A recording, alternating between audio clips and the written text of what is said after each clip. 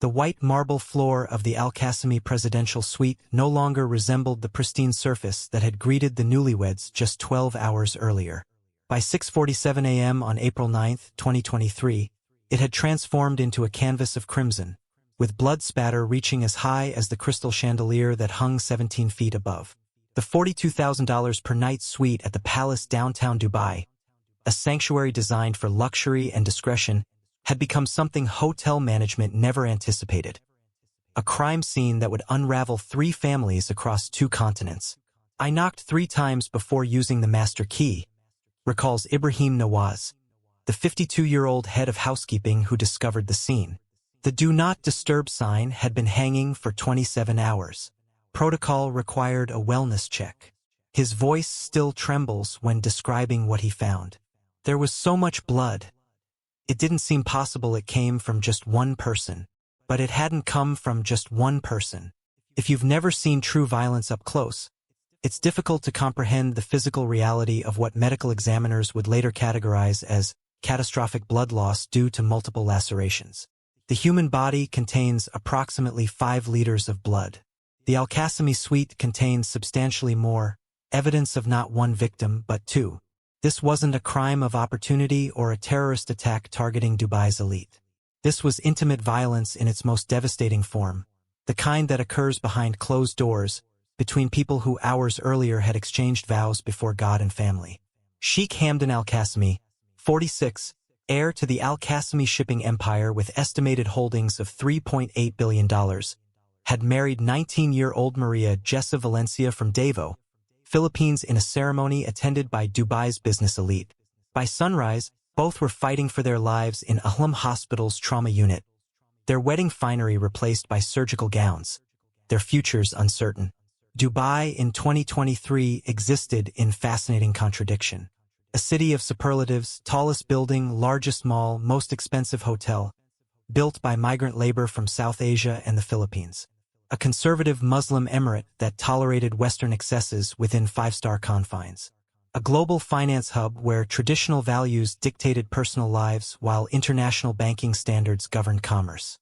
The Emirates operate on 2 parallel systems, explains Dr. Fatima Almazrouei, professor of sociology at New York University, Abu Dhabi. There's the Dubai you see in tourism advertisements, cosmopolitan, tolerant, forward-looking.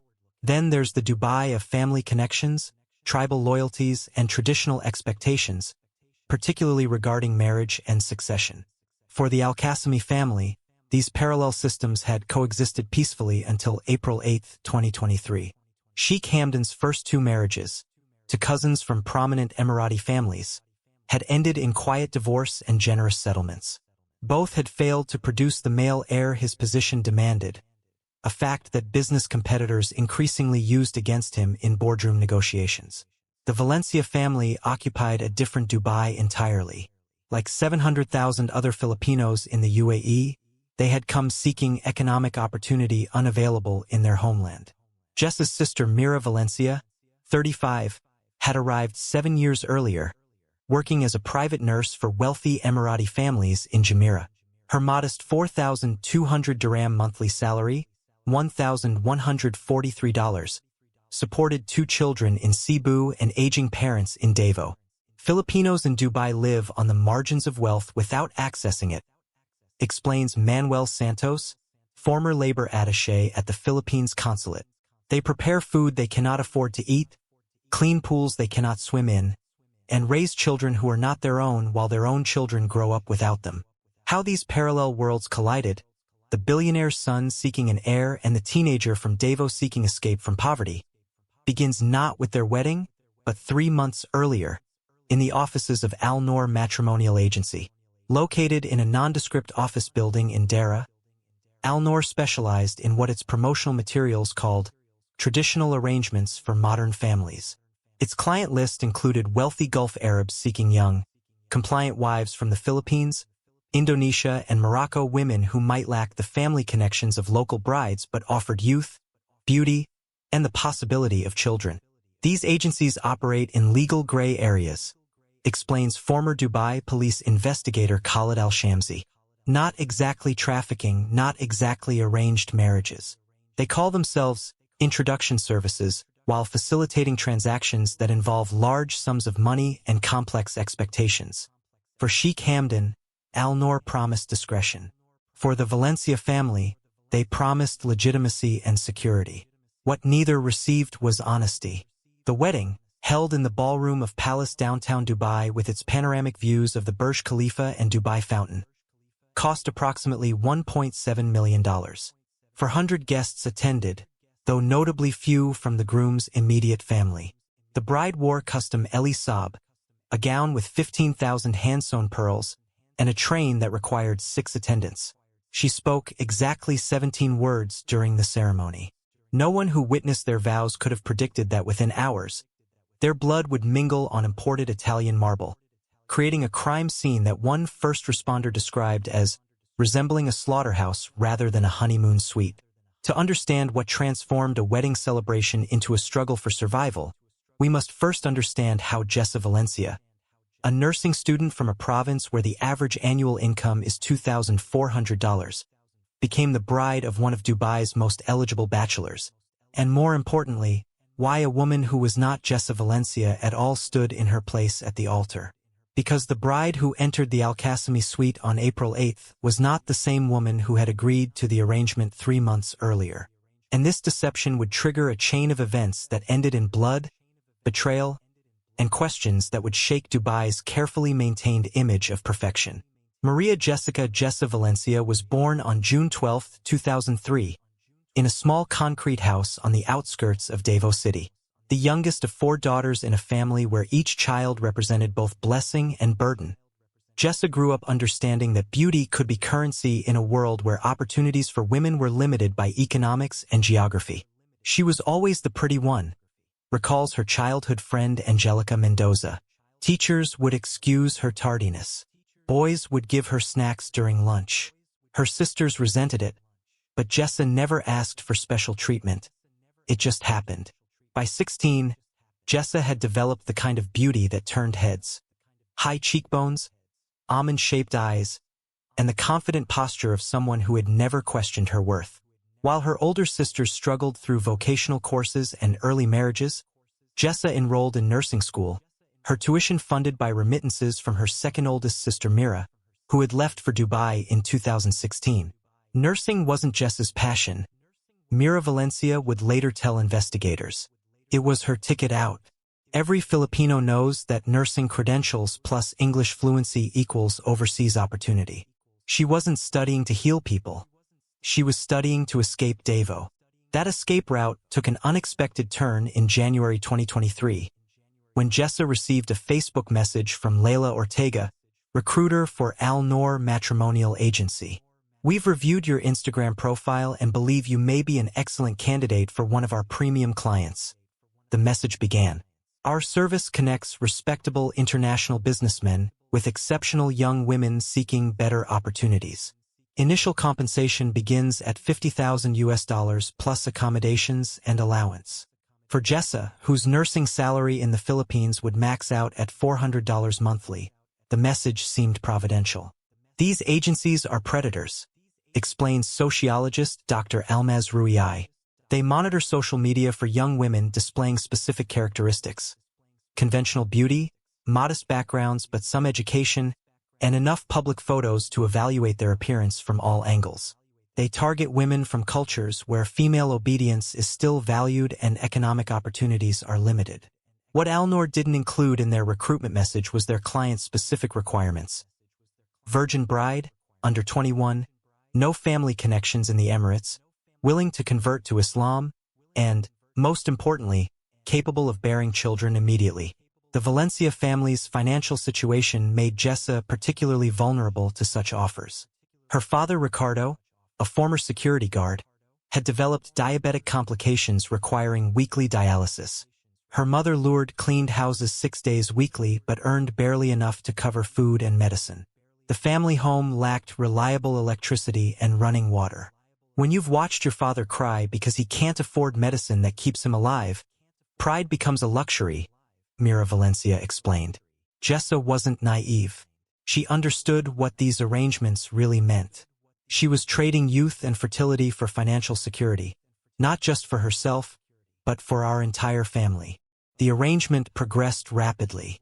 Within 2 weeks of initial contact, Jessa had visited Alnor's Manila affiliate office for photographs, measurements, and a gynecological examination confirming her virginity, a requirement her handler Layla described as standard for our premium clients. By February, she was engaged to a client known only as Mr. H, his identity protected by multiple non-disclosure agreements carrying penalties of $500,000 for violations. Jessa participated in 3 video calls with her future husband, each carefully scripted by Alnor. She was instructed to smile, to agree with his statements, and to express excitement about life in Dubai. She was explicitly forbidden from asking about his previous marriages or his expectations regarding children. These calls weren't conversations, Layla would later testify. They were auditions. Mr. Faisal, Alnor's director, would text me during the calls, more smiling, tell her to show her hands, ask if she likes children. The client barely spoke. He was evaluating merchandise, not meeting a future partner. Sheikh Hamdan's motivation for seeking a foreign bride stemmed from complex business and family pressures. At 46, he had experienced 2 failed marriages to women from prominent Emirati families, unions that had produced no children and considerable embarrassment. His younger brother Tariq, 43, had 4 sons and increasingly used his secure succession to undermine Hamdan's position within Al-Qasimi Holdings. In Gulf business families, fertility isn't just personal, it's corporate strategy, explains financial analyst Samir Nabalsi.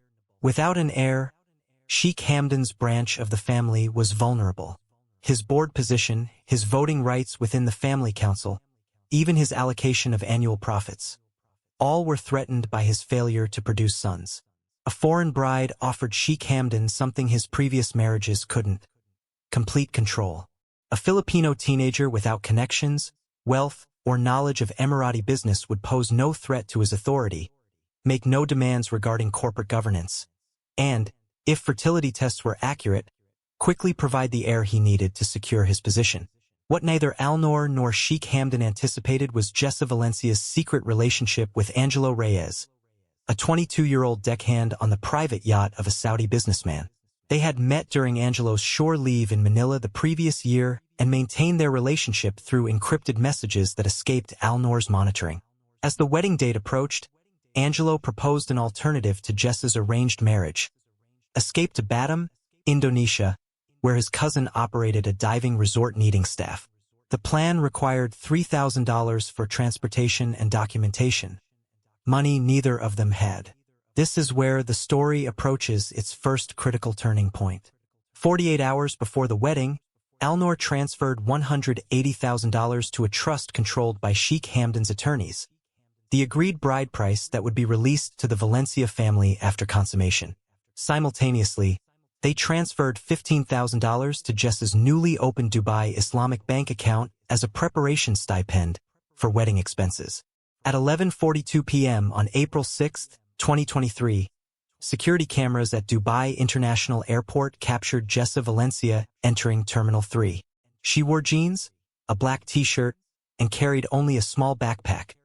Not the behavior of a bride preparing for a multi-million-dollar wedding in less than 2 days. She presented her Philippine passport and a one-way ticket to Jakarta connecting through Singapore. She was never seen in Dubai again. The pre-dawn call to Mira Valencia's apartment in Al-Quaz came at 4:27 a.m. on April 7th, approximately 29 hours before the scheduled ceremony. "Your sister is gone." Mr. Faisal's voice was controlled but tight with panic. "She has stolen $15,000 and disappeared. The wedding happens tomorrow regardless."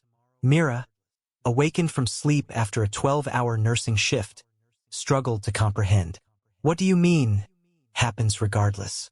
If Jessa's gone, there's no bride." The silence that followed contained the weight of threat without requiring specific words. Finally, Mr. Faisal spoke again. "You have her eyes. Same height, similar features. With the right makeup, right lighting. No one will know. One night, say the vows. Sign the papers. After consummation, we declare medical incompatibility and annul. Your family keeps the money. Everyone saves face." When Mira protested, Mr. Faisal outlined the alternative. Fraud charges against Jessa for the stolen $15,000, immediate termination of Mira's work visa, cancellation of her children's educational visas in Cebu, and financial ruin for the entire Valencia family.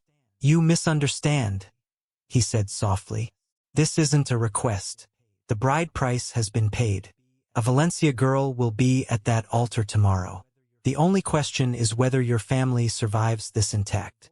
For Mira, divorced single mother whose entire identity centered on sacrificing for her children, the choice was impossible yet inevitable.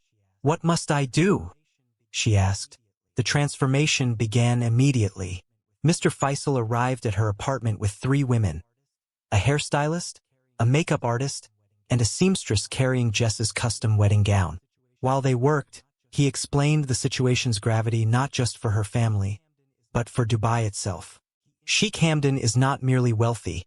He influences policy decisions affecting thousands of Filipino workers in the Emirates. If this humiliation becomes public, the backlash could affect immigration quotas, visa processing, even remittance regulations. The deception required more than physical resemblance. Mira studied videos of her sister's mannerisms, practiced her softer speaking voice, and memorized personal details Sheikh Hamdan might reference from their video calls. Most crucially, she learned to hide the physical evidence of her life experiences. The cesarean scar from her emergency delivery 8 years earlier, the slight loosening of skin from pregnancy, the tiny wrinkles beginning to form around her eyes. "The wedding veil will help," the makeup artist assured her. Traditional Emirati men don't look closely at their brides during ceremonies anyway. It's considered respectful to maintain distance. You just need to pass casual inspection. What Mira couldn't know, what would ultimately transform a deception into a tragedy, was that Sheikh Hamdan had his own secrets, his own desperation, and his own capacity for violence when cornered. The man who waited at the altar would prove more observant, more volatile, and more dangerous than anyone at Al Noor had disclosed to either Valencia's sister. As Mira stepped into her sister's wedding gown on the morning of April 8th, she whispered a Filipino prayer for protection. She would need more than divine intervention to survive what waited in the Al-Qasimi presidential suite 12 hours later. The palace downtown Dubai wedding pavilion overlooked the artificial lake where $25 million worth of dancing fountains performed choreographed routines every 30 minutes. On April 8, 2023, hotel management had reprogrammed the fountains to perform exclusively to classical Arabic music, a gesture of respect for the Al-Qasimi family that cost an additional $75,000. Not that any of the wedding guests noticed. Their attention remained fixed on the bride, who appeared to be fighting back tears throughout the ceremony. Everyone interpreted her emotion as bridal nervousness, recalls wedding coordinator Layla Mahmood. The slight trembling of her hands, the way she kept her eyes downcast. These are traditional behaviors we see in conservative weddings. No one suspected she was terrified for completely different reasons. Mira Valencia had not slept in 36 hours. The previous night had been spent in intensive preparation, memorizing Jessa's biographical details, practicing her signature, reviewing photographs of her sister with Sheikh Hamdan to prepare for any reference to their video conversations. The few times she closed her eyes, panic jolted her awake with visions of arrest, deportation, her children abandoned in Cebu. "What we asked of her was monstrous," admits former Al Noor employee Yasmin Fakhouri, who left the agency 3 months after the incident. "We put her in a designer gown, surrounded her with luxury, and asked her to sacrifice her dignity, her safety, and potentially her life, all while pretending to be someone she wasn't." The wedding itself proceeded with mechanical efficiency. 400 guests filled the pavilion's seats, arranged by family connection and business importance rather than personal relationship. The bride, heavily veiled in the Emirati tradition, was escorted by Mr. Faisal, playing the role of distant uncle since Jessa's true family couldn't attend due to the father's medical condition. The groom waited at a flower-covered dais, dressed in traditional Emirati formal, were valued at approximately $18,000, including a ceremonial dagger with a gold-plated handle. Sheikh Hamdan barely glanced at his bride during the 20-minute ceremony. He focused instead on his phone, checking stock positions and responding to emails until prompted by the imam to exchange vows. His distraction was Mira's salvation. The less attention he paid, the less likely he would notice the substitution. The only moment of genuine danger came during the signing of the marriage contract. As Mira prepared to sign Jessa's name to the ornate document, Sheikh Hamdan's eldest brother Tariq approached the table. "Let me see the beautiful bride my brother has chosen," he said, reaching for her veil. Mr. Faisal intervened smoothly. "With respect, Sheikh Tariq, your brother has requested traditional protocols be observed until after the reception." The moment passed, but Mira noticed something concerning in Tariq's expression. Not suspicion about her identity, but contempt for the marriage itself. This wasn't familial protectiveness. It was calculated assessment of a business liability. The Al-Qasimi family wasn't concerned about a foreign bride because of cultural traditions, explains corporate finance specialist Nadia Khoury. They were concerned because Sheikh Hamdan controlled approximately 27% of voting shares in the family holding company. If he produced a male heir with this young Filipina, power dynamics within the company would shift dramatically. Millions in annual dividends, board positions, even succession planning would be affected. The reception that followed maintained the same careful choreography. Mira remained at a separate table from her new husband, surrounded by female relatives who spoke primarily in Arabic. She touched no food, accepted no congratulations, and responded to questions with rehearsed answers that revealed nothing. The heavy makeup concealing her age required constant touch-ups in the privacy of a designated bridal room. At 9:37 p.m., after the ceremonial first dance and cake cutting, security staff from Al-Qasimi Holdings escorted the newlyweds through the hotel's private elevator to the presidential suite. They walked separately, Sheikh Hamdan still focused on his phone, Mira following 3 steps behind as instructed by Mr. Faisal. "Remember," he had whispered during their final moments alone, "after consummation, you develop severe abdominal pain. We call the doctor. Medical incompatibility is declared. The marriage is annulled, but the money remains with your family. One night of difficulty for a lifetime of security." What Mr. Faisal couldn't know, was that Jessa's escape had triggered more than logistical problems. It had activated a security protocol within Al-Qasimi Holdings that would transform a fraudulent marriage into something far deadlier. As Sheikh Hamdan entered the presidential suite, he received a text message from his security chief. Facial recognition confirmed. Original Valencia girl photographed in Batam, Indonesia, 3 hours ago with male companion. Appears in social media post. Investigating substitute. The message included a photograph of Jessa and Angelo embracing on a beach, captioned with heart emojis and "Freedom at last." The timestamp was 6:14 p.m. approximately 90 minutes after Sheikh Hamdan had exchanged vows with a woman claiming to be Jessa Valencia. As the security team withdrew from the corridor, leaving the newlyweds alone in the presidential suite, Sheikh Hamdan's expression transformed from distracted indifference to focused rage. He pocketed his phone and turned toward his bride with new attention, studying her face, her posture, her hands. Mira stood near the floor-to-ceiling windows overlooking Dubai's skyline, still fully veiled, arms wrapped protectively around herself. The suite stretched over 7,000 square feet of opulence. White marble floors, crystal chandeliers, furniture gilded with 24-karat detailing, a bathroom larger than most Dubai apartments. A private terrace extended from the bedroom, offering unobstructed views of the Burj Khalifa. "Would you like champagne?" Sheikh Hamdan asked, his voice carefully neutral as he moved toward a bar cart stocked with Dom Perignon reserved exclusively for royal guests. "No, thank you," Mira whispered, maintaining Jessa's soft-speaking voice. "I don't drink alcohol." "Interesting," he replied, pouring himself 3 fingers of Macallan 25-year-old scotch instead. "During our video calls, you said you enjoyed champagne at your cousin's wedding." Mira froze. This was a trap. Jessa had never mentioned drinking champagne, because Al-Noor had explicitly instructed her to present herself as abstaining from alcohol to align with conservative expectations. "I must have misunderstood the question," she attempted, her heart rate accelerating. English is sometimes difficult for me. Sheikh Hamdan approached slowly, studying her with the calculating attention he typically reserved for acquisition targets and business rivals. "Remove your veil," he instructed. "I want to see my wife clearly." Mira's hands trembled as she reached for the delicate lace.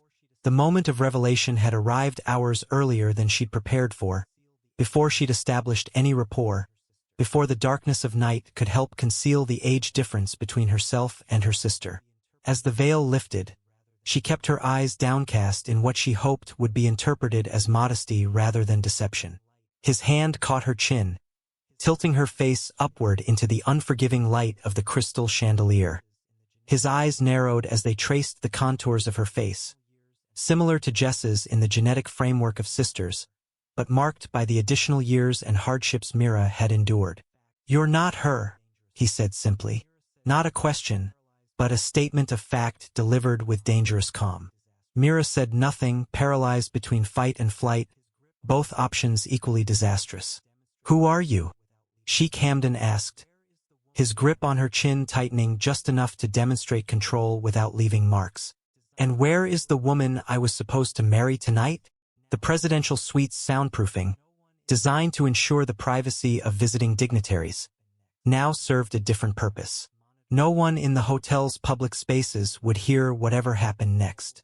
No security cameras monitored the interior of the suite. The only witnesses to what would unfold were the two people staring at each other with the dawning recognition that they had both been deceived, and both had everything to lose. The confession spilled from Mira's lips in a torrent of fear and desperation. Jessa's escape with her boyfriend, the agency's threats against Mira's children, the financial catastrophe awaiting her family if she refused. With each revelation, Sheikh Hamdan's expression shifted from anger to something more complex. A mixture of humiliation and calculation that seasoned business associates would have recognized as far more dangerous than simple rage.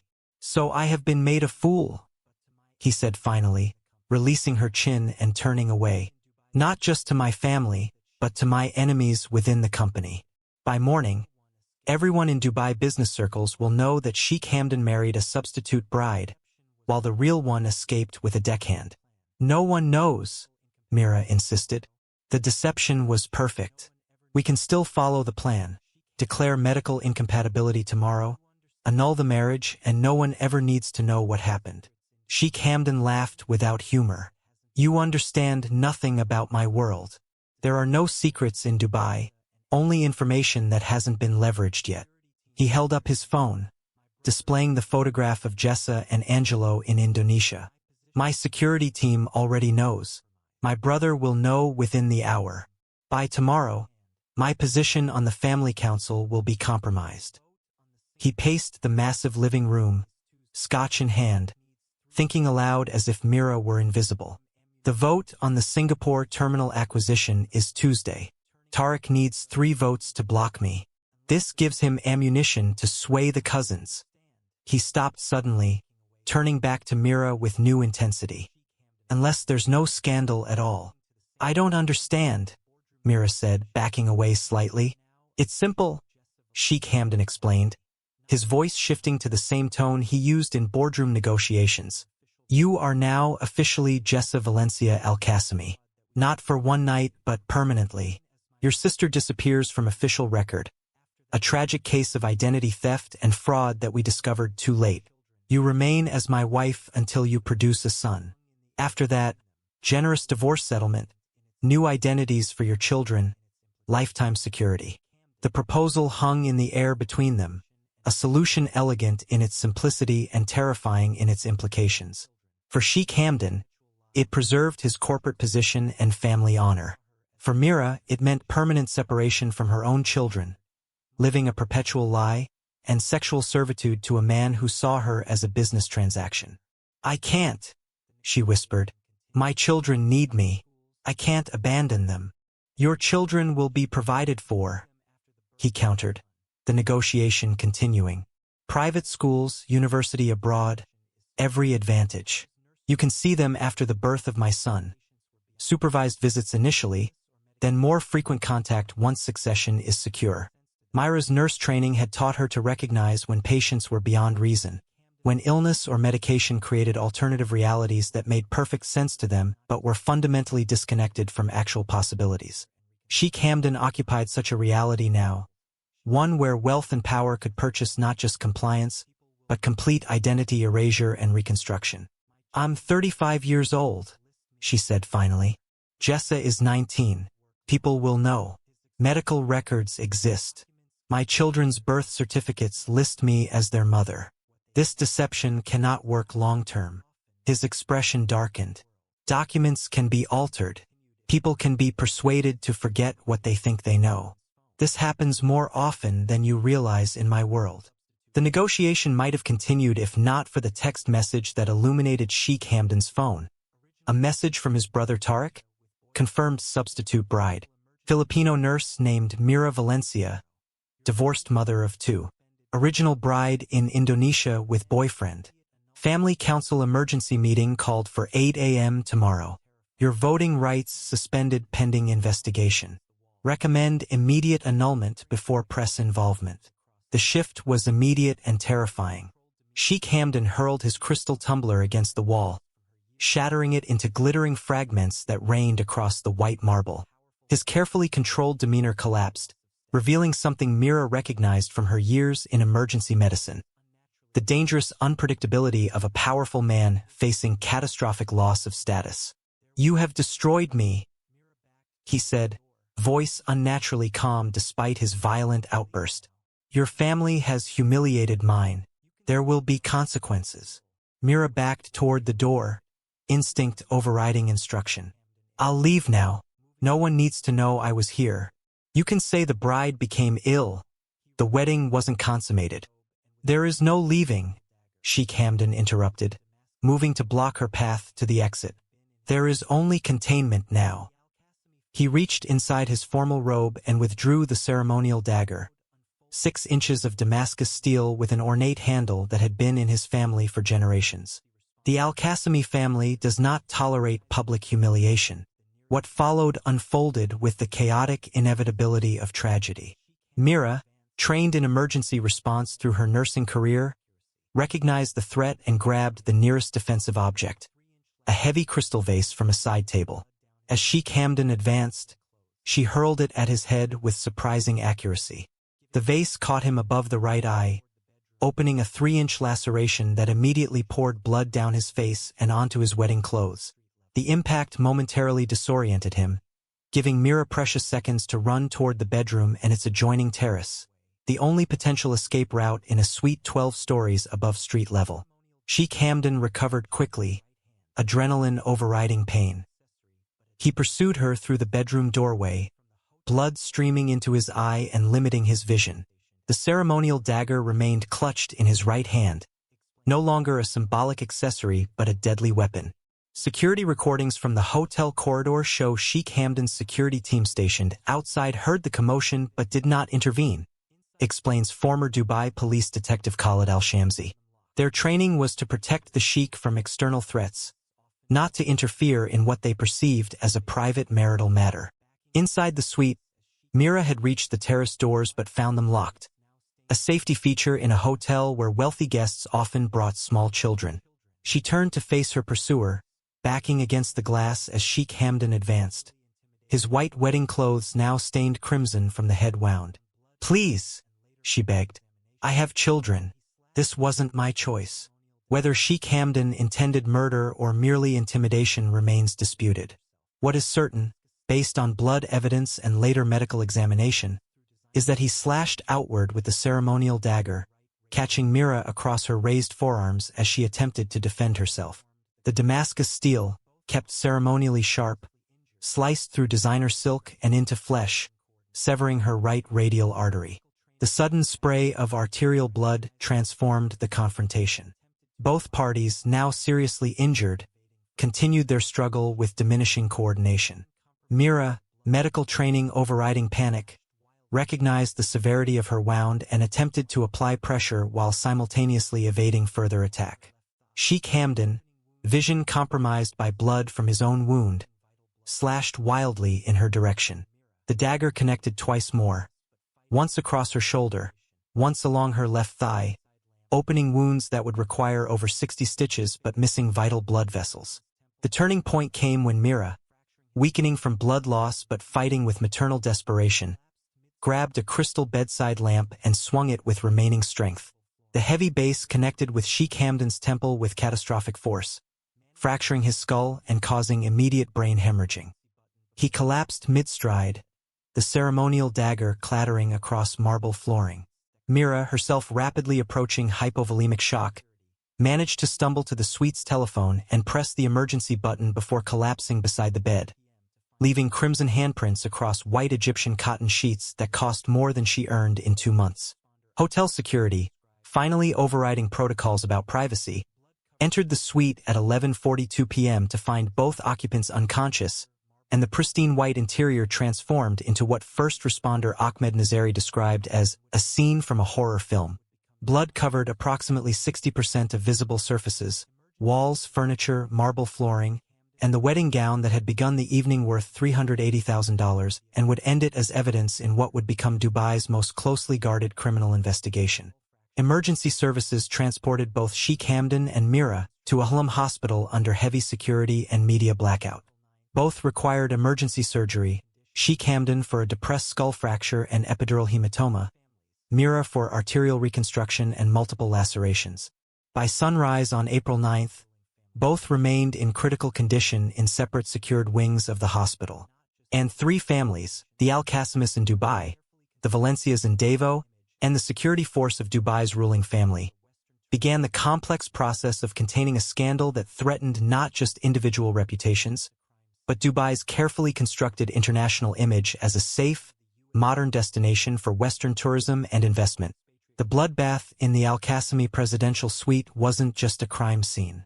It was a potential geopolitical incident involving one of the UAE's most prominent families, the Filipino expatriate community that formed the backbone of Dubai's service economy, and the international media waiting to broadcast any hint of violence or instability in the glittering city-state.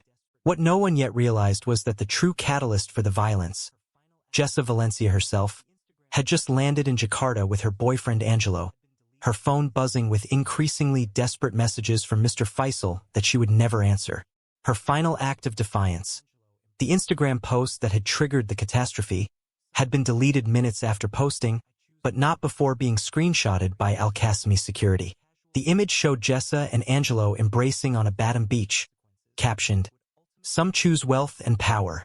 I choose love and freedom. Sorry not sorry." That casual social media post, published without understanding its consequences, would ultimately cost multiple lives, trigger an international diplomatic crisis, and expose the shadow economy of arranged marriages that connected wealth and power in the Gulf states with poverty and desperation in Southeast Asia. Dubai operates on a principle unfamiliar to Western democracies. Containment precedes investigation. By 7:30 a.m. on April 9th, a security cordon had transformed the palace downtown's 12th floor into a sealed zone accessible only to personnel with direct authorization from the Emirates Security Office. Hotel guests originally booked on that level had been relocated with generous compensation and non-disclosure agreements. The crime scene, still wet with blood, was being documented by a specialized unit reporting directly to the royal court rather than Dubai police. This wasn't standard protocol for a domestic violence incident, explains former Ministry of Interior consultant Dr. Jamal Al-Hashimi. This was crisis management at the highest level. The Al-Qassimi family's prominence, the international elements, the potential economic implications, all of these elevated a criminal matter into a national security concern. At Ahlam Hospital, Sheikh Hamdan and Mira Valencia occupied separate secured wings under false names. Their medical charts, labeled Patient Alpha and Patient Omega respectively, contained no identifying information beyond blood type and injury descriptions.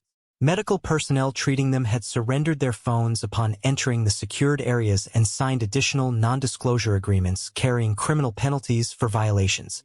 Sheikh Hamdan's condition stabilized following a 3-hour neurosurgical procedure to relieve pressure from the epidural hematoma.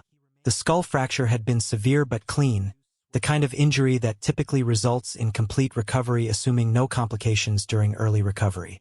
He remained in medically induced coma to reduce swelling and metabolic demands on his injured brain. Mira's injuries, while less immediately life-threatening, required more extensive surgical intervention. The radial artery laceration had resulted in Class 3 hemorrhage, approximately 30 to 40% of her total blood volume lost before emergency services arrived. Trauma surgeons performed microsurgical arterial repair followed by extensive wound reconstruction across her forearms, shoulder, and thigh. The first comprehensive account appeared on a Philippine news site at 9:17 p.m. Sources confirmed Dubai shipping heir Sheikh Hamdan Al-Qasimi and Filipino bride injured in violent wedding night confrontation. Blood-soaked hotel suite suggests brutal struggle. Both parties hospitalized with life-threatening injuries. Diplomatic sources seeking clarification from UAE authorities.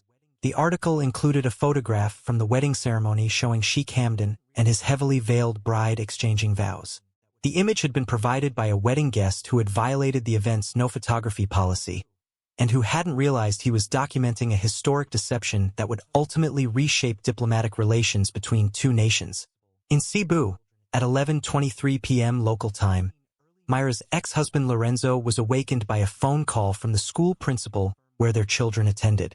The principal, having seen early news reports identifying Mira as Sheikh Hamdan's bride, called to confirm whether this information was accurate or a case of mistaken identity. This was how Mira's children, 8-year-old Sophia and 6-year-old Miguel, first learned their mother had supposedly married a Dubai billionaire and was now fighting for her life following a violent altercation. In Batam, Indonesia, Jessa Valencia was dancing with Angelo at a beachside bar when another Filipino worker approached with a phone displaying a news headline. The image showed Sheikh Hamdan. The text identified his bride as Jessa Valencia, 19, from Davao City. But the small, pixelated wedding photograph showed someone Jessa recognized immediately despite the heavy veil. Her sister Mira. "Oh my God," she whispered, the full weight of consequence finally registering. "What have I done?" By midnight on April 9th, what had begun as a contained incident had transformed into an international crisis involving criminal investigation, diplomatic negotiations, corporate damage control, and media management across multiple jurisdictions. The carefully constructed narratives began to unravel as conflicting information emerged from various sources. Hospital staff speaking anonymously, hotel employees sharing details with family members, wedding guests connecting fragments into a coherent timeline. The breakthrough came at 3:27 a.m. on April 10th, when Philippines Foreign Secretary Roberto Cruz contacted his UAE counterpart directly, elevating what had been treated as a criminal matter to a formal diplomatic issue. The message was simple but effective. The Philippines government formally requests immediate consular access to our citizen, Mira Valencia, currently hospitalized in Dubai. We have reason to believe she may be the victim of identity fraud, coercion, and violent assault. If access is not granted within 6 hours, we will issue a Level 4 travel advisory for Filipino citizens regarding UAE travel. For a country where Filipinos constituted approximately 21.3% of the private sector workforce, this threat carried genuine economic implications. Within 30 minutes, Vice Consul Reyes received authorization to visit patient Omega in the secured wing of Ahlam Hospital. What he found, a heavily sedated woman with extensive defensive wounds consistent with fighting off an attack rather than initiating one, contradicted the narrative that security officials had been carefully constructing. The medical chart he was permitted to view briefly contained something even more damaging to containment efforts. Toxicology results showing Mira had no alcohol or drugs in her system at the time of admission, undermining claims of mental instability or impaired judgment. By 10 a.m. on April 10th, the Emirates Security Office faced a decision point: continue with increasingly untenable narrative management or pivot to a strategy that acknowledged some version of the truth while protecting core Emirati interests. They chose the latter, setting in motion a complex series of legal maneuvers, financial transactions, and diplomatic negotiations that would ultimately determine not just the fate of those directly involved, but potentially the relationship between the UAE and its Filipino workforce upon which so much of Dubai's miracle economy depended. The official statement from the Emirates Government Media Office, released at 4 p.m. on April 10th, represented a masterclass in strategic ambiguity. An incident occurred involving Sheikh Hamdan Al-Qasimi, and an individual fraudulently presenting herself as his intended bride. Both parties sustained injuries requiring medical attention. Initial investigation indicates a complex situation involving multiple jurisdictions and potential criminal activity by third parties who facilitated identity misrepresentation. The UAE justice system will ensure all responsible parties face appropriate consequences while protecting the rights and dignity of all involved. The statement contained no names beyond Sheikh Hamdan's, no details about injuries, and no acknowledgement of the broader implications. But its careful phrasing signaled a significant pivot. The target of criminal investigation was shifting from Mira Valencia to Al Noor Matrimonial Agency and its operators. This was a brilliant strategic recalibration, explains crisis management consultant Jamal Kaduri. It transformed a potential diplomatic crisis involving violence against a foreign national into a narrative about protecting a prominent Emirati from international fraud. It created a common enemy that both UAE and Philippine authorities could pursue without directly confronting more troubling aspects of the case. By April 12, both Sheikh Hamdan and Mira Valencia had stabilized medically, though neither had regained full consciousness. The Sheikh remained in medically induced coma to protect his healing brain, while Mira drifted between sedation and semi-consciousness as doctors monitored her for infection risk from multiple deep lacerations. Their medical status created a convenient pause in legal proceedings. A defendant cannot be charged while medically incapacitated, and a victim cannot provide testimony while unconscious. This bureaucratic limbo provided time for behind-the-scenes negotiations that would ultimately determine how this case would resolve. The Valencia family, having confirmed Mira's involvement through diplomatic channels, faced their own crisis. Ricardo Valencia, fighting advanced diabetes in Davao City, suffered a stress-induced cardiac event upon learning his daughter lay critically injured in Dubai. Lord Valencia, attempting to secure emergency visas for travel to the UAE, encountered bureaucratic roadblocks seemingly designed to delay family reunification until outcomes were determined. In Batam, Indonesia, Jessa Valencia and Angelo Reyes found themselves in an impossible position. Returning to Dubai would likely result in immediate arrest for fraud and theft regarding the $15,000 preparation stipend. Remaining in Indonesia meant abandoning her sister to face consequences of a substitution Jessa had never authorized or anticipated. "I kept calling the agency, Mr. Faisal, everyone connected to the wedding," Jessa later explained in a rare interview. "No one would tell me anything except that I had created a disaster and should stay away if I knew what was good for my family. I had no idea they had pressured Mira to take my place. I thought I was just running from my own bad decision." The corporate fallout began immediately. Sheikh Hamdan's brother Tariq, acting as interim head of Al-Qasimi Holdings, called an emergency board meeting, where he successfully argued for temporary reassignment of his brother's voting rights and operational authorities. The family council voted 8-4 to approve this transfer of power, a decision that would later prove irreversible regardless of Sheikh Hamdan's medical recovery. The business justification was sound, explains corporate governance specialist Nadia Khoury, but the timing revealed the opportunistic nature of the move. Tariq had been positioning for greater control for years. The wedding night incident provided perfect cover for what amounted to a corporate coup. On April 15th, as media attention intensified, Dubai authorities executed coordinated raids on Al Noor Matrimonial's offices in Dubai, Abu Dhabi, and Sharjah. Computers were seized, files confiscated, and 6 employees detained for questioning. Mr. Faisal, the agency director who had pressured Mira into the substitution, was conspicuously absent, having departed on an emergency business trip to Riyadh 48 hours earlier, according to office staff. The raids revealed evidence of systematic fraud extending far beyond the Valencia case. Financial records indicated at least 38 arranged marriages over the previous 5 years involving wealthy Gulf Arabs and young women from the Philippines, Indonesia, Morocco, and Ukraine. Documentation suggested pattern of misrepresentation, coercion, and financial exploitation that crossed multiple international boundaries. These weren't simple introductions or traditional arranged marriages, explains human trafficking investigator Maria Gonzalez. These were commercial transactions disguised as matrimony, with young women effectively purchased for specific attributes, virginity, fertility, physical appearance, and lack of family connections that might complicate control. The investigation into Al-Noor provided convenient distraction from more troubling questions about what exactly had happened in the presidential suite. Media coverage shifted from the bloody confrontation to the international marriage trafficking ring that had allegedly victimized both Sheikh Hamdan and Mira Valencia through elaborate deception. This narrative served everyone's institutional interests.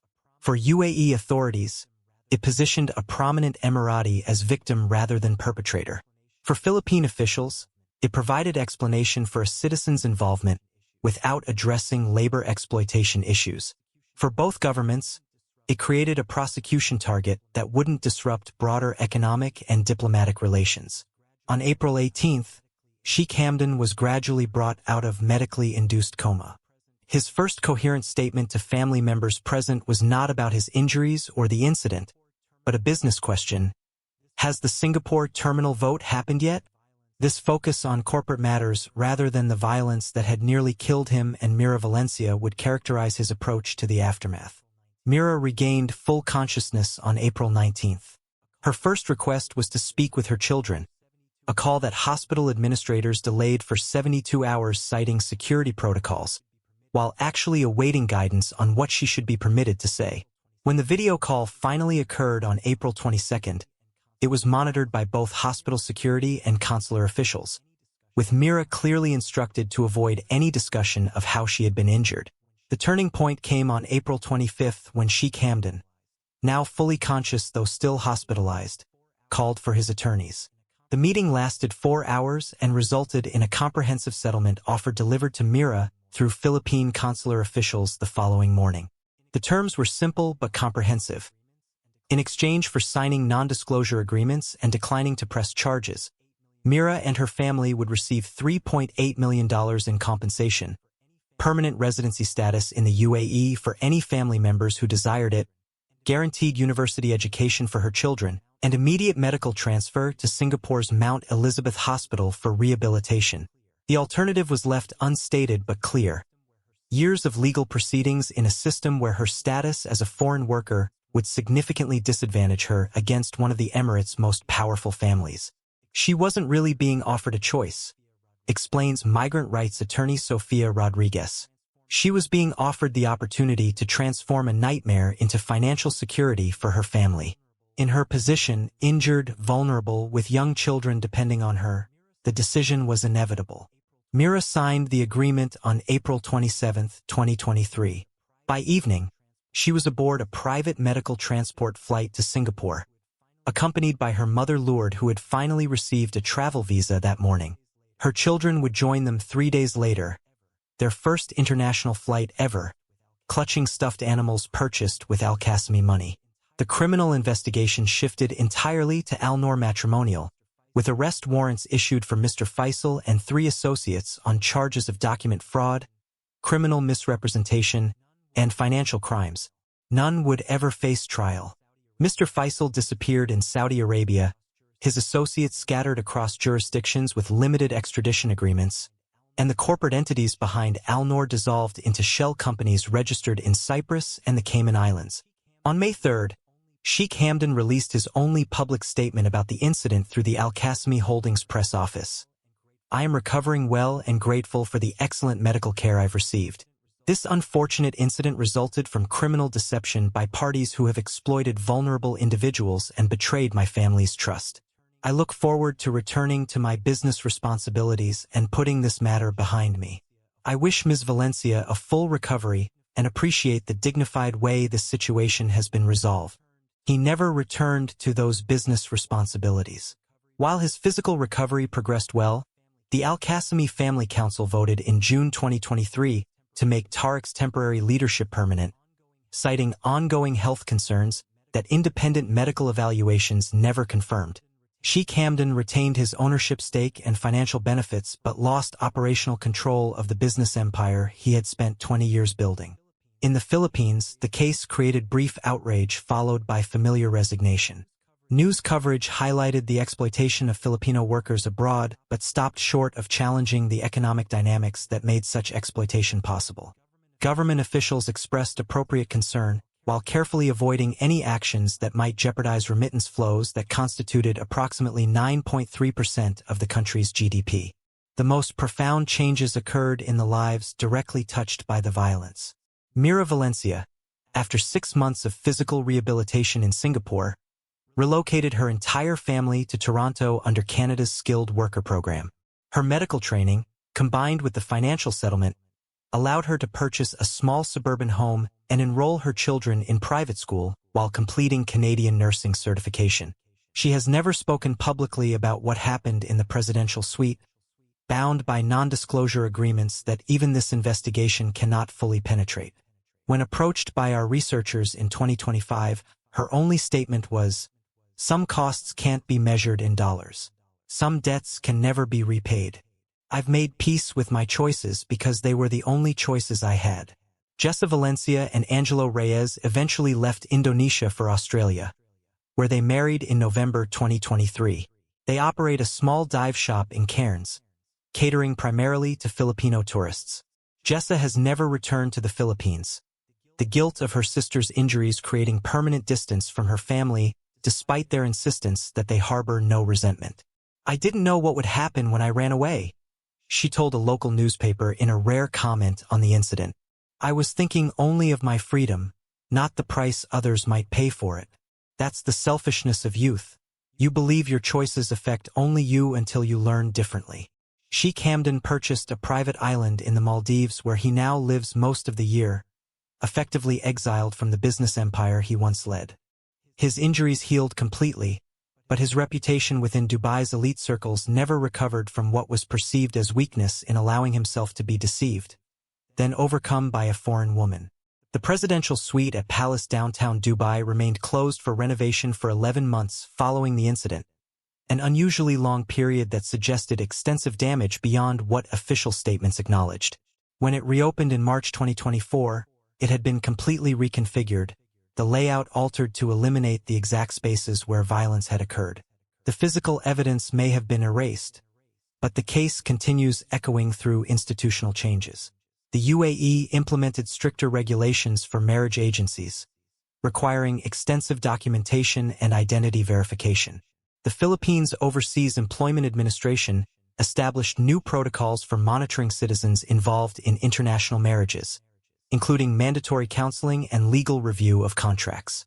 These reforms address the mechanics of exploitation without confronting its foundations, the economic disparities that make selling oneself a rational choice, the power imbalances that convert marriage into commerce, and the cultural assumptions that place different values on lives based on nationality, gender, and wealth. What happened in that hotel suite wasn't just about two individuals, concludes cultural anthropologist Dr. Layla Mahmood. It was the inevitable collision of global forces: labor migration, wealth concentration, gender politics, and the fiction that legal documents can create genuine consent between parties with radically different power. The blood on that marble floor represented not just physical violence but the violence of systems that arrange human beings like commodities. The Dubai wedding night that transformed from celebration to bloodbath reveals truths extending far beyond a single criminal case. It illuminates the shadow economies operating beneath glittering skylines, the human costs of economic migration, and the dangerous illusion that wealth can purchase not just services, but authentic human connection. For Sheikh, Mira Valencia, and Jessa Valencia, the consequences of that night will never fully resolve. They survive in different worlds, separated by geography and privilege, united only by their connection to violence that official records still classify as incident resolved through mutual agreement of all parties.